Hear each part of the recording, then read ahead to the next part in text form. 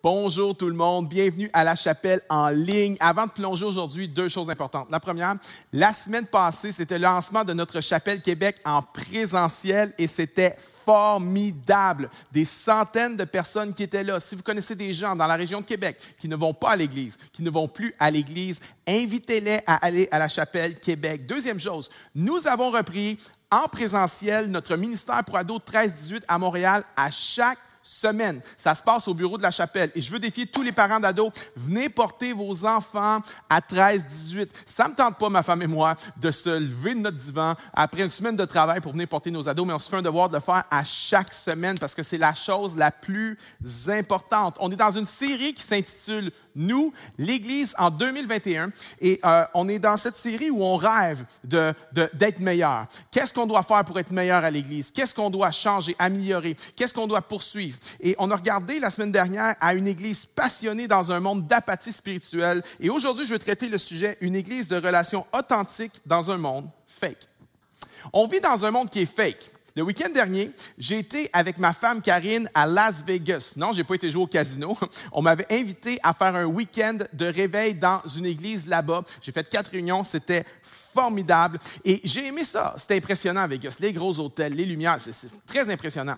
Mais si j'avais un mot pour décrire Vegas, ce serait le mot suivant. Fake. À Vegas, il y a plein de choses fake. Maintenant, toutes les villes ont un côté fake, mais à Vegas, c'est sur stéroïdes. Hein? Il y a une statue de la liberté fake, une tour Eiffel fake, un château médiéval fake, un volcan fake, une pyramide fake, un sphinx fake. Mais selon moi, la chose qui est le plus fake à Vegas, c'est le slogan. Vous savez le fameux slogan qui dit « Ce qui se passe à Vegas reste à Vegas ». Il n'y a rien de plus fake que ça. Parce qu'en fait, ce qui se passe à Vegas, tu le ramènes chez vous avec toi à la maison. On vit dans un monde qui est fake. La publicité, c'est fake. Tu as déjà réservé un hôtel, tu regardes des photos en ligne, tu dis « Oh, c'est beau, la mer est belle, c'est vraiment nice. » Et puis là, quand tu arrives sur place, tu fais « Oh, ils ont fait une bonne job de Photoshop. Hein? » Les modèles de beauté qu'on nous présente, souvent, c'est juste du fake. Je me souviens d'un TED Talk que j'ai regardé avec Cameron Russell, qui est une ancienne top modèle. Puis, dans son TED Talk, elle montrait des photos d'elle en train de défiler, puis elle dit « Ça, c'est pas moi. Ça, c'est une mise en scène avec des photographes, des stylistes, des coiffeurs, des maquilleurs et de la post-production. Ça, c'est pas moi, c'est fake. » Et après ça, on se demande pourquoi nos gamines de 12 et 13 ans ont des troubles alimentaires. C'est parce qu'elles passent leur temps à se gaver de photos qui sont fake. Les médias sociaux, c'était quelque chose à la base qui devait nous connecter. Mais les médias sociaux sont devenus un outil de gestion de l'image. Et lorsque quelque chose devient un outil de gestion de l'image, ça devient automatiquement fake. Il y a un côté de moi je ne sais pas si vous avez déjà vu des vieilles photos, des très vieilles photos, des années 1800. Là. Il y a quelque chose qui m'attire dans ces photos-là et je ne comprenais pas pourquoi. C'est spécial, ça me fait toujours rire un peu ces photos-là parce que sur ces photos-là, tout le monde est laid. Hein? Tout le monde. Les hommes ont de l'air de des femmes, les femmes ont de l'air de des hommes. On dirait que tout le monde est sale, tout le monde est sorti tout droit d'une mine de charbon, puis personne ne sait quoi faire avec sa face. Tout le monde est comme... Mais j'ai toujours été attiré par ce genre de photos-là et j'ai compris récemment pourquoi. C'est parce que ces photos-là sont très, très authentiques. Le fake est tout autour de nous et le fake a affecté nos relations humaines comme jamais auparavant. Avant, tu invitais quelqu'un à prendre un café, c'est parce qu'il faisait partie de la famille. Maintenant, tu invites quelqu'un à prendre un café, c'est une audition. Hein? Et on va voir si tu es assez intelligent, si tu es assez charmant, si tu es assez créatif, si ton brand ne diminue pas mon brand, mais que si ton brand aide mon brand, peut-être qu'on va avoir un deuxième café ensemble. C'est fake. Les relations amoureuses, c'est de plus en plus fake. Parce qu'en dans 30 minutes, je peux coucher avec un inconnu que je n'ai jamais rencontré de ma vie. Fake. Le fake partout. Le fake en Chine. Je ne sais pas si vous avez vu l'article qui est sorti récemment dans la presse. En Chine, le petit ami idéal, il est virtuel. Il y a 150 millions de Chinois qui sont abonnés à un service d'amis virtuels, de petits amis virtuels, où tu choisis le profil de ton partenaire. 150 millions. Et il y a des gens qui tombent accros à ça. Il y a même des gens qui tombent tellement accros à l'intelligence artificielle que derrière l'écran, qui deviennent convaincus que la personne existe vraiment. Ça, c'est le summum du fake. Cet esprit fake est partout autour de nous. Et si on ne fait pas attention, cet esprit fake va rentrer dans l'Église. Être vrai et authentique dans nos relations, c'est quelque chose que tout le monde aspire, tout le monde. Mais c'est aussi quelque chose d'extrêmement difficile. Alors, très jeune, on a appris à se mettre des masques. Hein? Si tu veux faire partie de la gang, il faut que tu t'habilles comme ça, il faut que tu parles comme ça, il faut que tu penses comme ça, il faut que tu écoutes cette musique-là. On a appris à se mettre des masques à l'école primaire, à l'école secondaire. Et quand on devient adulte, on apprend à enlever les masques et être vraiment authentique, vraiment. Non! Quand on devient adulte, les masques changent. Ça devient le masque du succès. Hein? Tu as une bonne job, tu as un beau condo, tu as réussi, tu as la promotion, le masque du succès. Pour d'autres, c'est le masque du héros. Lorsque quelqu'un a besoin d'aide, tu es toujours là, tu es toujours en train de sauver tout le monde. Spider-Man arrive à la rescousse, toujours en train de sauver tout le monde, c'est le masque du héros. Pour d'autres, et beaucoup de personnes, le masque du sex appeal. Hein? Tes pipes sont toujours gros, ton chandail est toujours tight, tu as toujours de l'air sur ton 36, la fille, tu es toujours mieux coiffée que tout le monde, ta sacoche fit avec tes souliers fit avec tes ongles fit avec je sais pas quoi, anyway, vous comprenez ce que je veux dire? Le masque du sex appeal, plein de gens se cachent derrière ce masque-là, d'autres se cachent derrière le masque du clown. Dès que ça devient un peu deep, dès que ça devient un peu chaud, oh, on fait une joke, hein? J'ai entendu quelqu'un récemment dire, hey, l'Halloween, là, ça, c'est fake. Le monde se met des masques pour jouer un personnage. Mais j'aimerais vous proposer que l'Halloween est peut-être la journée la plus authentique de toute l'année. Parce que 364 jours par année, les gens ne se mettent pas un masque à l'extérieur, les gens se mettent un masque à l'intérieur. Mais il y a un autre masque que presque tout le monde à l'écoute en ce moment met souvent. Il s'appelle le masque de l'Église. Hein? Tu es déprimé un dimanche matin. Tu es déprimé, tu as eu une semaine de caca, disons-le comme ça. Ton frigo t'a lâché, tu as une réclamation d'impôt de 1 500 $, tu es fatigué, tu as mal à la tête, tu as des gaz parce que tu as mangé tes émotions la veille, puis tu n'as juste pas le goût de venir à l'Église. Mais tu décides de venir parce que tu sais que tu en as besoin. Tu fais l'effort de venir, mais tu dis, j'espère que je n'aurai pas besoin de parler à personne. Et dès que tu te pointes le nez à l'Église, tu aperçois au loin quelqu'un qui te fait ça comme ça, et là tu dis, oh non, pas lui. Alors, tu y réponds à son salut de loin, mais tu le salues comme ça. Tu lui fais presque signe de s'éloigner de toi et tu décides de te sauver aux toilettes, même si tu n'as pas envie. 3 minutes plus tard, tu ressors des toilettes, tu regardes, tu dis, le champ est libre, je m'en vais droit à la réunion, je n'aurai pas à parler à personne. Et alors que tu arrives pour rentrer dans l'auditorium, il y a quelqu'un qui te tape sur l'épaule, c'est lui, puis qui te dit, salut, comment ça va? Et là, qu'est-ce que tu fais? Tu mets ton masque d'église, puis tu te dis, ça va bien, ça va super bien. Quelqu'un a déjà vécu ça? Il dit, mais là, Pasteur David, tu réponds quoi? C'est pas le temps de toujours exposer notre vie. Non, non, mais je choisis les gens. Parfois, je dis, hey, c'est tough aujourd'hui, mais je m'accroche au Seigneur. Genre de réponse un peu plus authentique comme ça. Hein? Il y a le masque d'église, il y a la version haïtienne de ça. Hey, comment ça va? Ah, ça va bien. Par la grâce de Dieu, version haïtienne.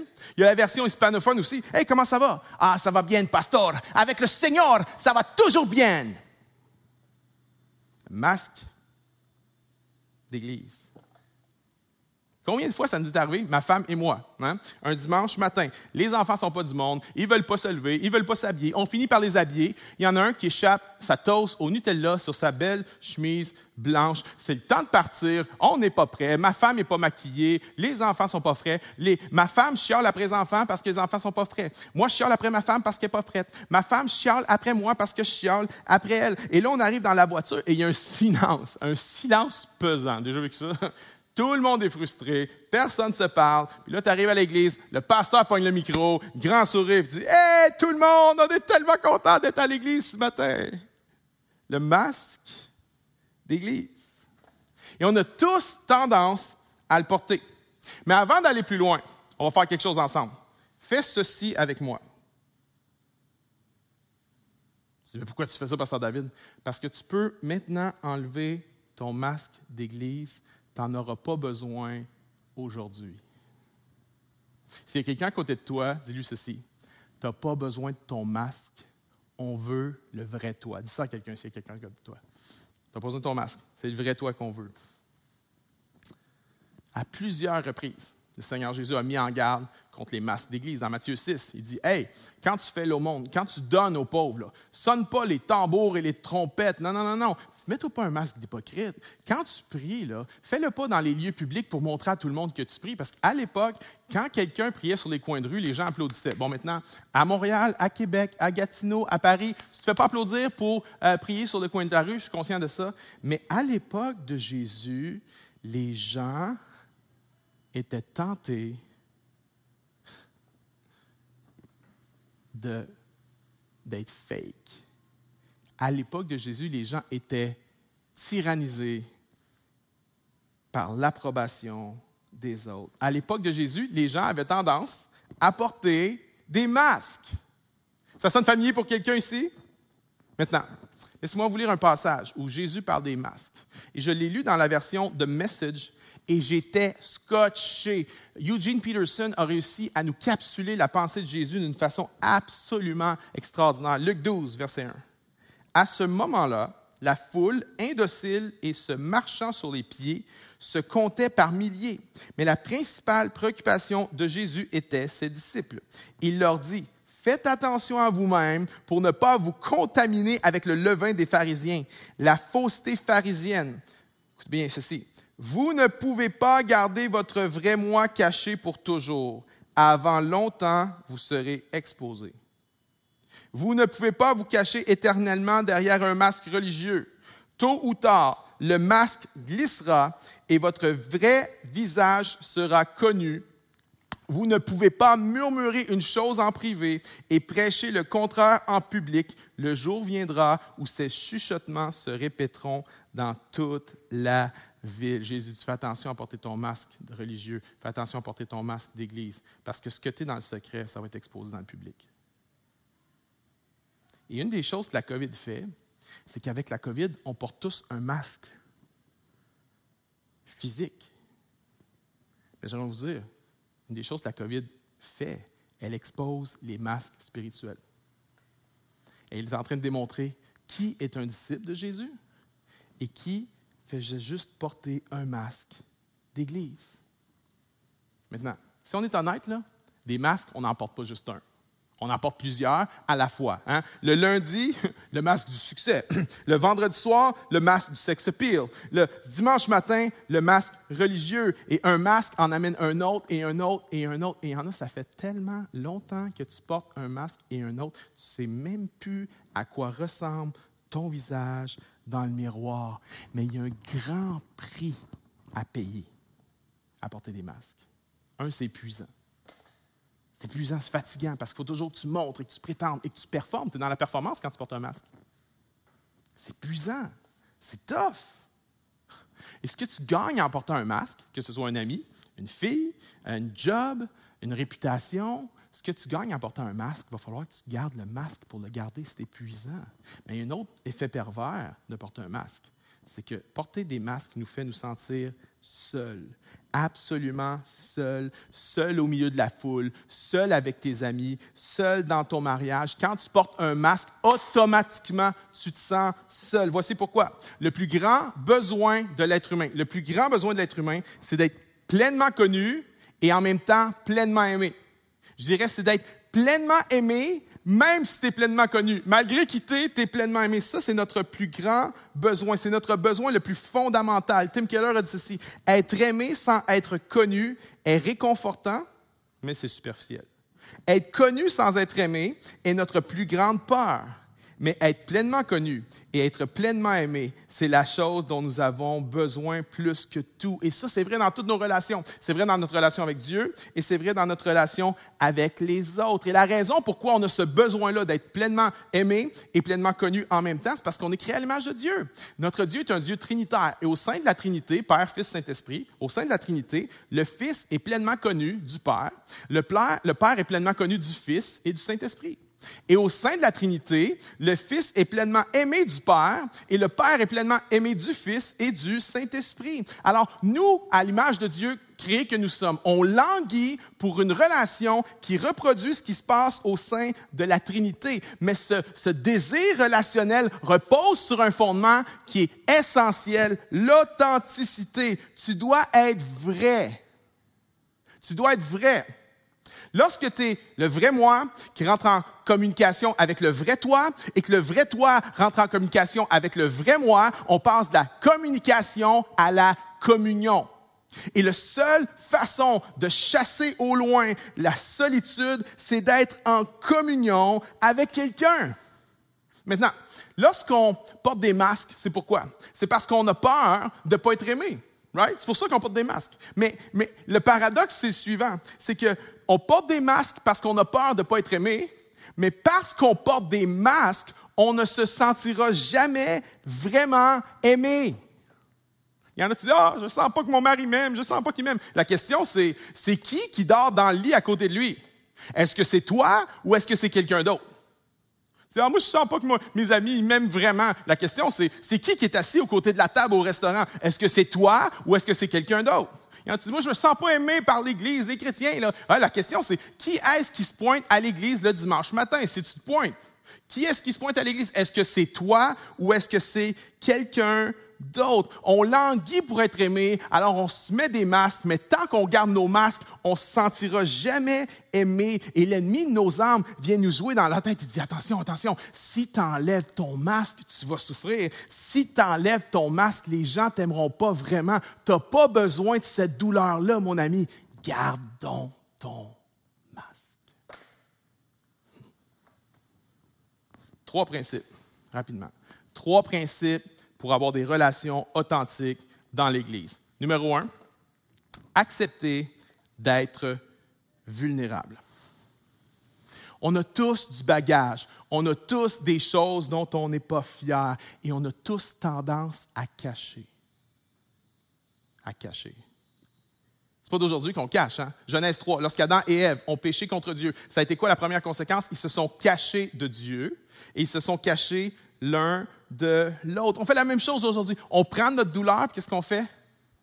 On la cache. On prend nos blessures et on les cache. On prend nos dépendances et on cache. Il y a différentes façons de cacher une dépendance. Hein? Il y en a qui cachent leur dépendance en vivant dans le secret, en n'en parlant pas à personne. Mais il y en a qui cachent leur dépendance, savez-vous comment? En faisant semblant d'être fiers de leur dépendance. En assumant devant tout le monde que c'est comme ça que je veux vivre. Je suis libre de vivre comme ça. C'est juste une façon de la cacher, en fait. Mais l'apôtre Jacques a dit ceci, « Confessez donc vos péchés les uns aux autres et priez les uns pour les autres, afin que vous soyez guéris. » Une blessure cachée ne sera jamais guérie. Une dépendance cachée, peu importe comment tu la caches, on display ou dans le secret, ne sera jamais guérie. Un abus caché ne sera jamais guéri.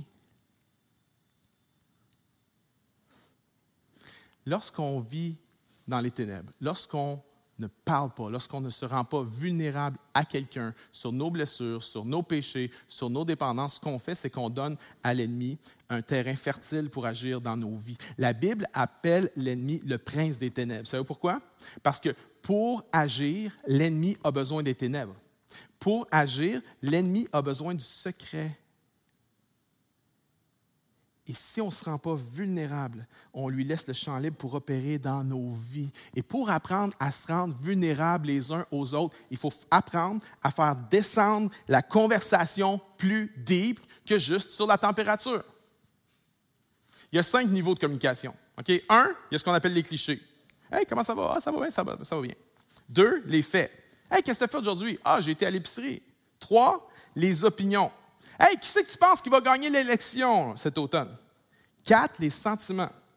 Comment tu te sens par rapport à ça? Sentiments. Et 5, le plus deep, c'est ce qu'on appelle la transparence. Ce n'est pas juste comment tu te sens, mais ce n'est pas juste comment tu vas, mais c'est qui tu es, qui je suis.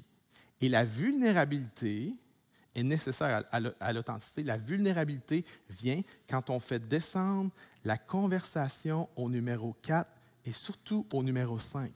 au niveau de la transparence.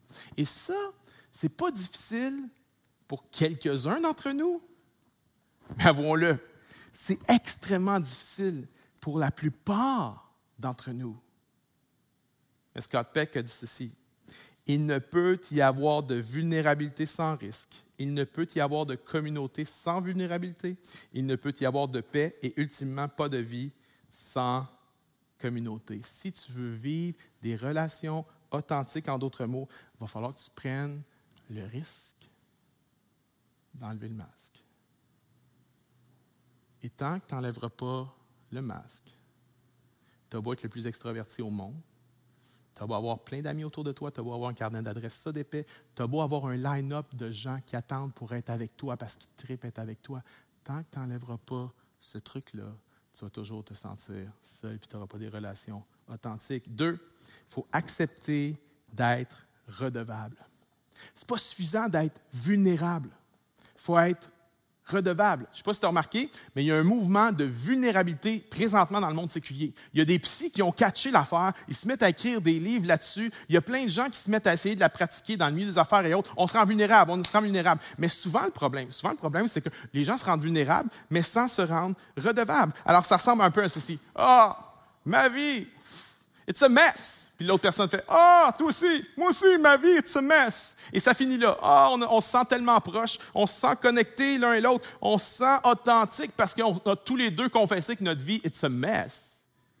Mais ça, ce n'est pas l'authenticité des relations chrétiennes dans le royaume de Dieu, dans un disciple-là selon Jésus. Non, non, non. Parce que la vulnérabilité sans la redevabilité n'amène aucun changement. Et les relations dans le royaume de Dieu, c'est à propos du changement. Alors, on doit se rendre vulnérable, mais on doit se rendre redevable. Et le groupe doit nous rendre redevables. Ce n'est pas juste « Ah, I'm a mess. » OK, you're a mess. Yes. La grâce de Dieu est là. Dieu est là pour te relever. Mais voici ce que l'Écriture dit. Et on va te rendre, on dit en anglais « accountable ». On va te rendre redevable à avancer avec le Seigneur sous l'autorité de la parole de Dieu. Il y a trop de vulnérabilités en ce moment qui ne se font pas sous l'autorité de la parole de Dieu et c'est juste un échange de « I'm a mess, you're a mess, yeah, everybody's a mess », mais personne n'avance.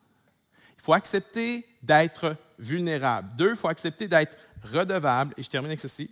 Il faut accepter, peut-être, je vais en scotcher quelques-uns avec ça. Il faut accepter, pour avoir des relations authentiques dans l'Église, écoute bien ceci, il faut accepter d'être désillusionné par rapport à l'Église.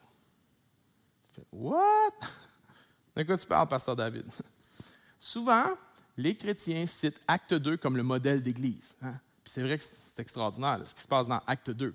Mais Acte 2, c'est Acte 2. Il faut continuer à lire jusqu'à la fin du livre. La même Église. Dans Acte 2, l'Église est encore en phase lune de miel. La même Église, dans les chapitres suivants, va faire face à des problèmes de racisme, des inégalités, des dynamiques de pouvoir, de la persécution, de la division dans leur leadership et des désaccords. L'Église de Acte 2 est belle, extraordinaire, mais c'est loin d'être une utopie.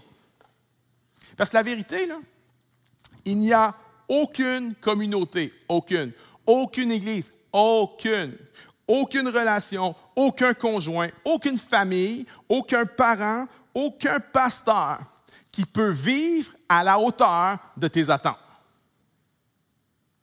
Tôt ou tard, tout et tout le monde va te décevoir. Tôt ou tard, tout et tout le monde va te décevoir.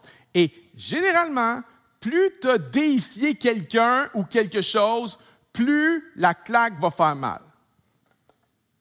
Et ça t'inclut toi-même. Tôt ou tard, tu vas te décevoir parce que tu es incapable d'être à la hauteur de tes propres attentes. Et plusieurs personnes en ce moment sont désillusionnées par rapport à l'Église. Et moi, je réponds, parfait. Ce n'est pas une mauvaise chose. Être désillusionné, ça veut dire être dépouillé d'une illusion. Une illusion, quelque chose qui n'est pas vrai. Dietrich Bonhoeffer, qui était un brillant théologien qui a été pasteur pendant l'Allemagne nazie, pendant la Deuxième Guerre mondiale. Lui, entre 1935 et 1937, il avait fondé un collège biblique à Finkenwald, en Pologne. Et son collège biblique était surveillé par la Gestapo. Souvent, il y avait des étudiants qui se faisaient arrêter. Et dans ce collège biblique-là, Bonhoeffer a créé une expérimentation phénoménale. Il a créé une communauté. Il voulait vraiment vivre comme des disciples de Jésus et mettre en pratique les principes de vivre en communauté selon le Nouveau Testament. Et ce qui est génial, c'est qu'il a recordé son expérience dans un livre qui s'appelle « De la vie communautaire ». Et c'est fou, c'est un bijou extraordinaire. C'est le livre sur la communauté à lire, De la vie communautaire, Dietrich Bonhoeffer. Et il dit dans ce livre-là, en fait, que la seule façon d'expérimenter la communauté authentique, c'est d'être désillusionné sur la communauté et de passer le stade de la désillusion. Je vous lis une citation, OK? Elle est un peu longue, mais prenez le temps de l'écouter comme il faut. Bonhoeffer dit ceci. Il parle de la fameuse désillusion. Plus l'heure de cette désillusion sonne tôt pour le croyant et pour la communauté, mieux cela vaut pour tous les deux. Mais une communauté qui ne supporterait pas une telle désillusion et qui ne la traverserait pas, qui s'accroche par conséquent à son illusion alors qu'elle devrait l'avoir brisée, devra tôt ou tard faire faillite.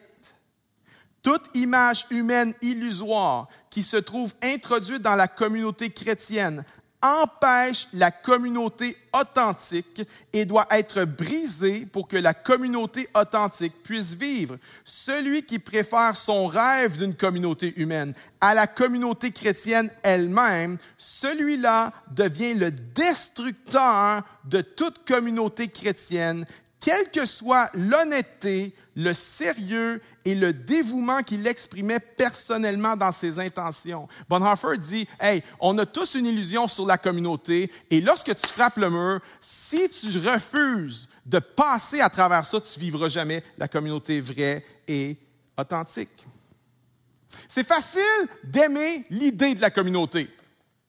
C'est facile d'aimer l'idée du mariage, l'idée de l'amitié, l'idée de l'unité. Mais c'est pas mal plus difficile d'aimer Joe Blow qui mange et qui parle avec de la bouffe dans sa bouche à ton 5 à 7. C'est pas mal plus tough faire ça que l'idée de la communauté. C'est pas mal plus tough d'aimer Sarah, qu'à part du 5 à 7, elle fait jamais la vaisselle. Elle amène jamais de bouffe, elle fait jamais la vaisselle, mais c'est plus tough à aimer. C'est plus tough à aimer les gens qui sont ambivalents à suivre Jésus, qui se disent chrétiens, mais qui n'agissent pas comme des chrétiens. C'est difficile parfois d'aimer les gens qui n'ont pas la même opinion que toi sur le vaccin. Mais si on n'est pas capable de passer le stade de la désillusion, et Bonhoeffer dit le plus vite que ça arrive, le mieux c'est, OK? Parce qu'il y a différents stades dans notre relation avec une communauté. Lorsque tu arrives, John Tyson dit ceci, il y a 4 stades. Le premier stade, c'est l'excitation. L'excitation. Tu arrives en quelque part, une église, wow, c'est formidable, pasteur David, hey, il n'est pas plate, hein, il n'y a pas de robe, wow, hey, il y a des enfants, c'est cool, un prêtre marié, c'est nice. Quelque chose de nice, trouve ça nice. Ou tu es un chrétien qui vient d'une autre église, ah, c'est cool la chapelle, j'aime ça la chapelle, il y a des choses qui sont bonnes à la chapelle. Puis là, il y a l'excitation. La deuxième phase, c'est quoi? C'est la désillusion. Ouais, je pensais pas que c'était comme ça, à la chapelle, wow. Je pensais pas que les chrétiens étaient de même. Je pensais pas qu'un chrétien pouvait agir de même. Je pensais pas que c'était possible pour un pasteur d'être comme ça. La désillusion. La troisième étape, c'est reconnaître notre idolâtrie de la communauté.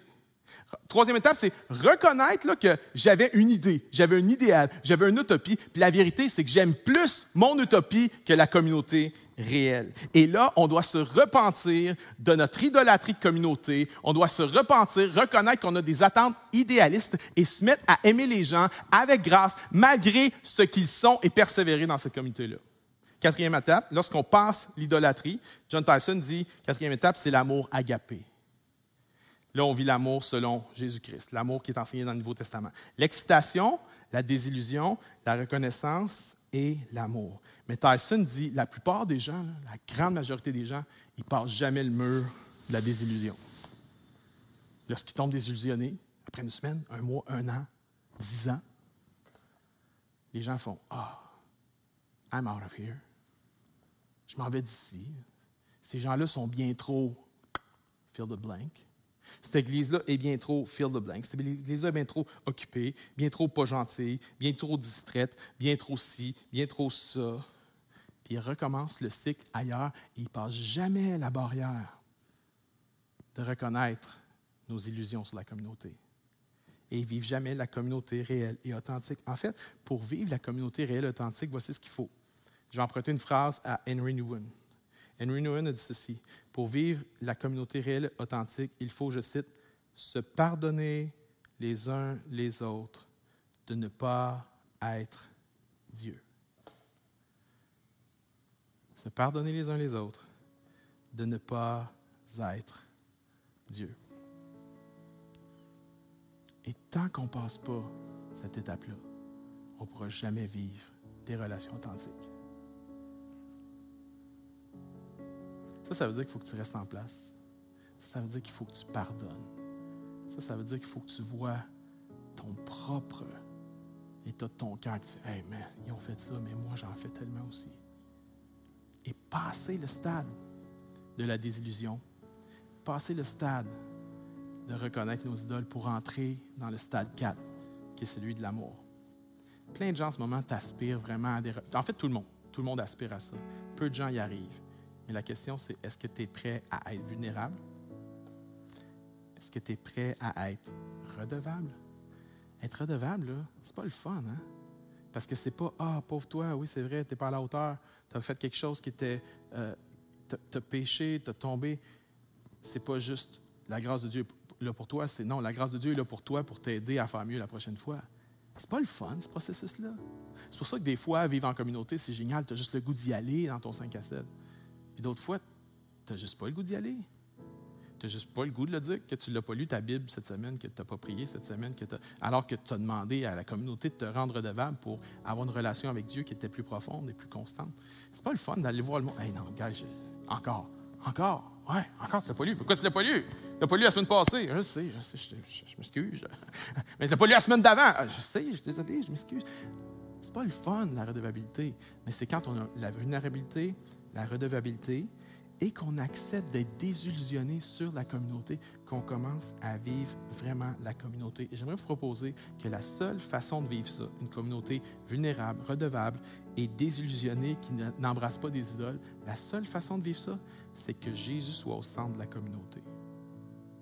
Si le centre de la communauté, c'est on a des affinités, on a des intérêts communs, on aime tous les deux la planche à voile, on aime toute la gang, on aime tout aller en camping, on est tous passionnés pour telle affaire, on est tous des amateurs de vin. Hein? Ça, c'est le point qu'on a en commun. On est des amateurs de vin, puis on fait notre vin, on fait notre bière. Si le centre de ta communauté, c'est n'importe quoi d'autre que Jésus-Christ, c'est tôt ou tard. L'authenticité va juste être extirpée de ça. Tu ne vivras pas la vulnérabilité, tu ne vivras pas la redevabilité. Puis, tu vas commencer à être désillusionné sur ta communauté. La seule façon de vivre des relations authentiques, c'est que Jésus soit au centre de la communauté. C'est la seule façon.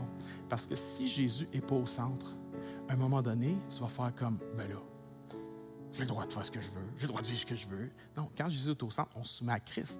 Ce n'est pas une question d'opinion. La seule façon de vivre des relations authentiques, c'est de mettre Jésus au centre. Et je termine en disant ceci. Un des endroits pour vivre ça, c'est un 5 à 7. Peut-être que tu n'as pas encore de 5 à 7. Je veux vraiment te challenger à aller t'inscrire. Va sur le site web. On va essayer de trouver un 5 à 7 pour toi. Et on te dit, j'ai déjà essayé, mais oui, justement, tu as déjà essayé. Peut-être qu'il ne te convenait pas. Il y a différents styles, c'est correct là, d'aller voir un autre 5 à 7. Mais si tu as vécu quelque chose, tu as été désillusionné, j'aimerais te dire, non, retourne. Retourne, passe le stade de la désillusion.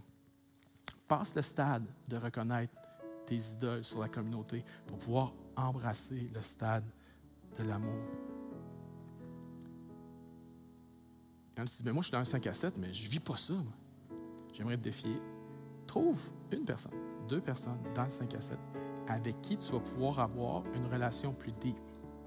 Parce que ce n'est pas toujours à propos d'aller au numéro 5, transparence. On parlait des niveaux de relation, de communication. Ce n'est pas toujours approprié d'aller au niveau 5 avec tout le monde. Il faut que les gens soient choisis. Choisis des gens dans ton 5 à 7. 1-2 personnes, mais 5 à 7, c'est une bonne piscine de gens que tu peux choisir pour vivre ça, pour vivre la vulnérabilité, la redevabilité ensemble et que par la grâce de Dieu, on devienne une Église qui grandit dans des relations authentiques. Laissez-moi prier pour vous. Seigneur, je te prie pour chaque personne au son de ma voix qui se sent seule, chaque personne qui a un masque, chaque personne qui cherche une communauté. Père, je te prie que ce message puisse parler à leur cœur.